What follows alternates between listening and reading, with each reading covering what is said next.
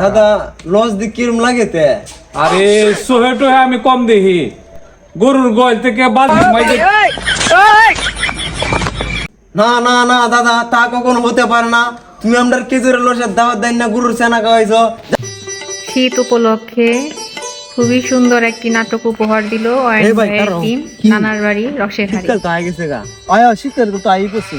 তাই যা অনেকদিন ধরে দাদার বাড়ি যাই না। ভালো তো কথা কইছো, দাদার বাড়ি তো খেজুরের গাছ আছে। চল খেজুরের রস খাইগে দাদাতে। খেজুরের লস এটাই বল, চল ভাই উত্তরতে আইতে আই লইছি। আজ তো দাদার বাড়ি দেখাম ঠিক মতে। দাদার বাড়ি রসের হাড়ি।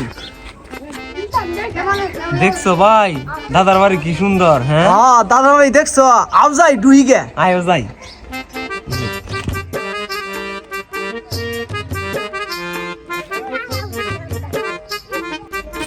কিতে ভাই বাড়ি একবারে নিরিবিলি, বাড়ির কি কেউ আছে?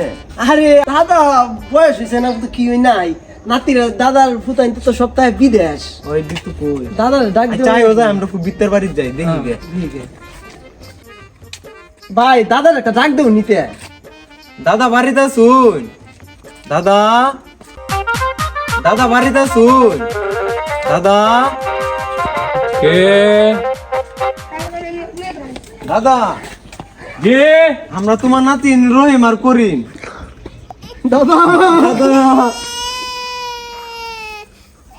আমার কি সে বয়স আছে তোদের কি চিনার? ও দাদা তুই তো আমরাও তোমার কত সাংরা থাকতে দেখছি না, দাদা অনেক কত বুড়ো হয়ে গেছো গা। জি বয়স কি আর সবসময় তাকে রে নাতি? দাদা দাদি কি রুম আছে? তোর দাদি ভালোই আছে, তোরা আইসত ভালোই হয়েছে। তোদেরকে কি খাওয়াইতে পারি? শীতের দিন আজাই খেজুরের রস খাওয়াই। চল ভাই। আচ্ছা দাদা চলো ভাই। আচ্ছা নাতি তোরা একটু এখানে দাঁড়া, আমি তোদের জন্য ভিতর থেকে খেজুরের রস নিয়ে আসি। ঠিক আছে আচ্ছা দাদা, ঠিক আছে। যাই দাদা। ওরে নাতি আয় তোরা। হয় দাদা মনে হয় ডাক্তার আমরা যাই। চল দে।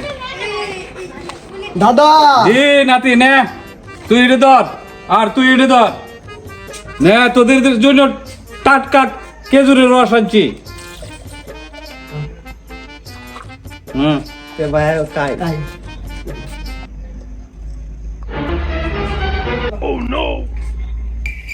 কিতে ভাই কি উন্দি লাগে?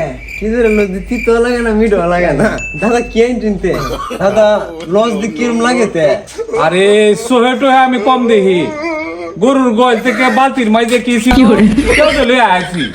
কি দাদা তার মানে তুমি আমরা কেজুর লস না আমাকে গরুর সেনা খাওয়াইছো? দাদা না না না দাদা, তা কখনো হতে পারে না। তুমি আমরা কেজুরের লসের দাওয়াত দেন না, গরুর সেনা খাওয়াইছো। যাও তোমার বাড়িতে আনাইলাম না। যাও। দাদা এটা কি করো না আমার ছেলে কইছেন। আরে আমি তো বুড়া মানুষ। আরে খুব শীঘ্রই নাটকটির দ্বিতীয় পর্ব আপনারা দেখতে পারবেন।